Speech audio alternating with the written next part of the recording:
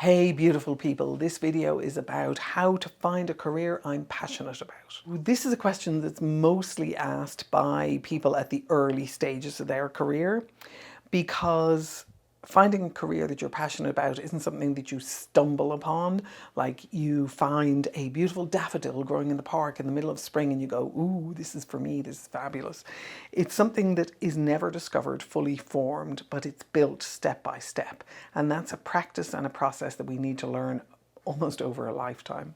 Hi, I'm Jennifer Kenny. I'm the best-selling author of The Innovation Mindset and also the award-winning author of 100% Capacity. I work with teams in complex technical environments, both in scientific and engineering environments, and I help them build and execute on successful projects. I also help leaders get themselves promoted. I help them move to the next level. I help them build their leadership capacity, and I help them move into areas that they are passionate about, and I hope to be able to do the same for you.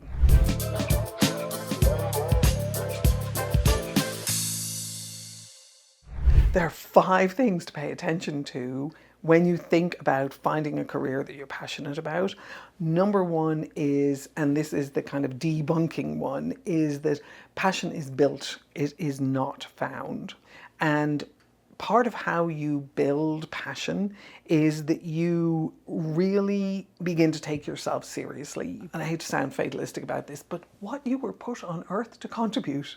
And it's almost like you're there already and it's inside you, and you are now looking to really understand how it fits into the world the way the world is today, how it adds value for other people, and how it makes you feel like you are contributing and you have purpose. One of the things that research shows is that people who believe that passion must be found are the people who give up sooner. If you're really interested long-term in being passionate about what you do, recognize that you need to learn how to be a builder if you're not one already.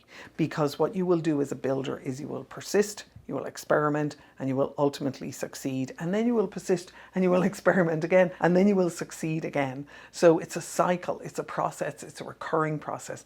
And most importantly for you, if you're starting off early in your career and you're asking the question about how do I find a career I'm passionate about, it's a practice that you need to exercise and maintain for a long period of time. You'll get better at it over time. You'll get faster about it over time. You'll understand the parameters. You'll see the indicators, all of those good things, but it's practice you're going to use for the whole rest of your life.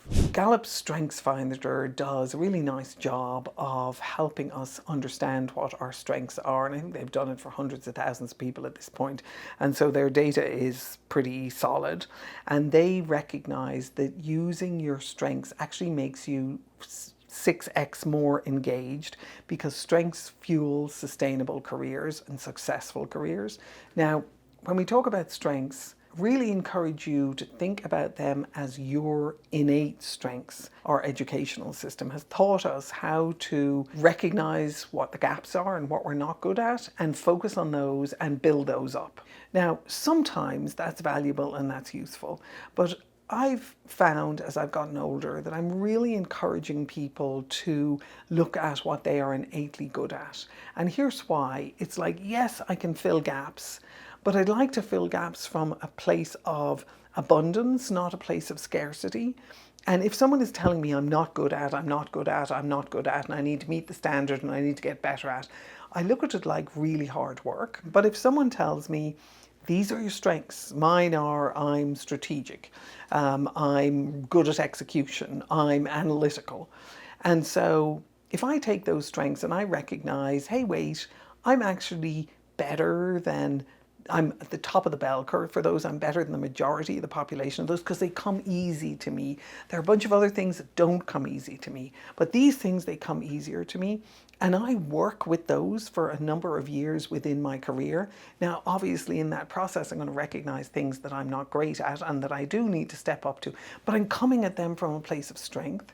So when you think about starting with your strengths, really do start with your strengths. Think about, what am I good at? Do some analysis, do the Gartner Strengths Finder thing if that helps you, and then look at what it is that you're good at and build on top of that, and then go back and fill some of the gaps that you have. They're much easier to fill from a place of strength, from a place of recognition, from a place of appreciation, from a place of abundance. The other thing that's important, and it's a very important exploration I think for all of us to do, is to understand what your values are. Now, I've done a number of different videos on values because I do think that they are important, but mostly I've talked about them in the context of corporate values. So you know, when you walk into any business or you look at their website, they say this is what we stand for, and they're important, they're useful, they're valuable, they help you understand who are the people who are leading this organization. One of the things to look at in there is you are not going to relate to them unless you understand what your own values are. What do you stand for? What is really important for you?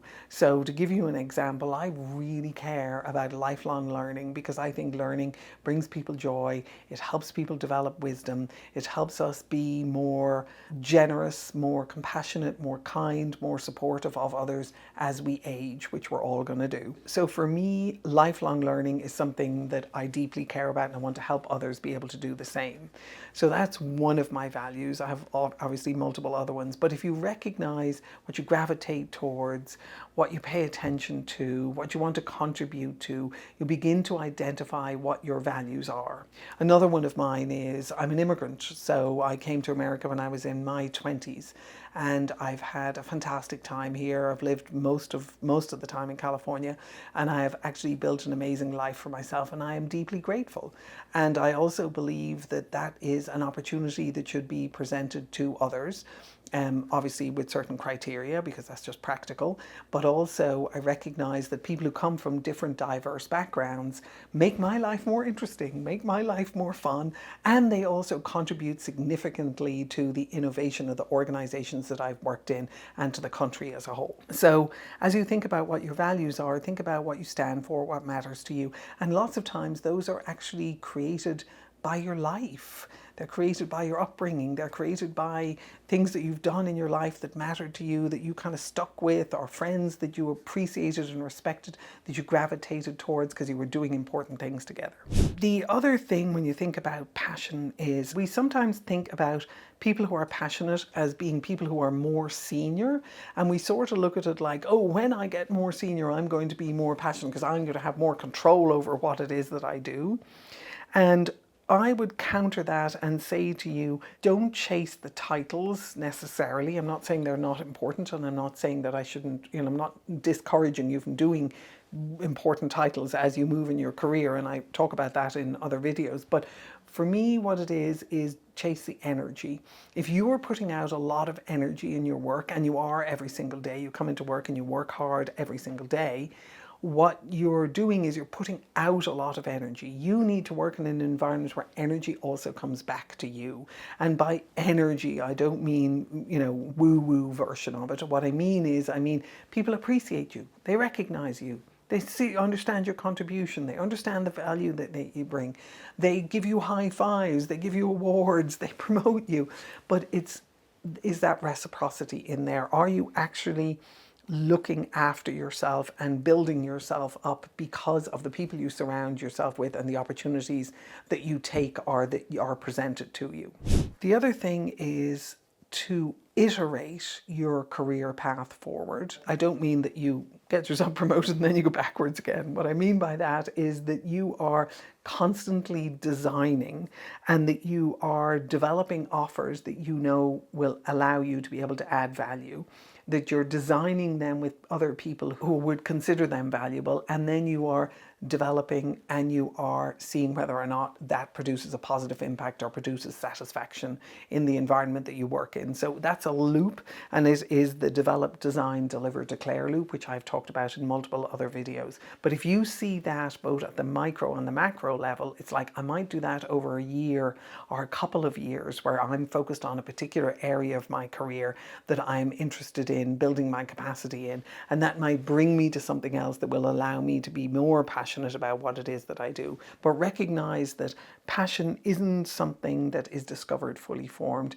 and it couldn't be, because it's something that you're passionate about and you are a unique individual. It's really something that is built step by step, both as a combination of self-knowledge and knowledge of your work, knowledge of the world, knowledge of your company, knowledge of what are great teams, knowledge of what are great leaders, and you're building that up over time. You can accelerate the process of building it up over over time by doing it mindfully, by doing it intentionally, and by following some of these 5 steps that I've outlined. As you start thinking about what your next move is and what you're passionate about, strongly recommend that you have a look at my promotion readiness assessment. It's really a self-reflection, if you're brutally honest with yourself. If you're not, it's a waste of time. But if you're honest with yourself, it's a self-reflection that allows you to be able to think about what's my next move, what am I passionate about, how do I begin to design my career so that I can hone in on that. And as I get older, I have more fuel to be able to allow me to really enjoy what it is that I do, and I can contribute more, and I can have more fun, and I can earn more money, and I can raise to higher levels if that's what it is that I want to do. The promotion readiness assessment is on my website, www.jenniferkenny.com. It's under free resources. It is a free assessment. Press the free resources button, fill it in, let me know what you think, let me know whether or not it's a point of self-reflection for you and it's helped you. And as you look to do something that you're passionate about, I really admire you for it. We need more people who are dedicated and passionate about what it is that they do, and I wish you the absolute best of luck with finding it over time. Take care.